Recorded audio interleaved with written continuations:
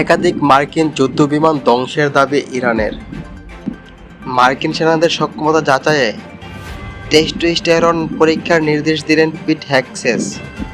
দক্ষিণ লেবাননে নতুন সামরিক চৌকি স্থাপন করেছে ইসরায়েল। সাইবার হামলায় লন্ডন অচল করার দায়ে ব্রিটিশ বাংলাদেশি তরুণসহ 2 জনের জেল। বিদায়ী সার্ক মহাসচিবের সঙ্গে বৈঠকে আঞ্চলিক সহযোগিতা জোরদারের আহ্বান শেহবাজ শরীফের। সিরিয়ায় মার্কিন কমান্ডো সেন্টারে ইরানের মুহুর্মুহু হামলা। চিকেন নেক নিয়ে উদ্বিগ্ন ভারত।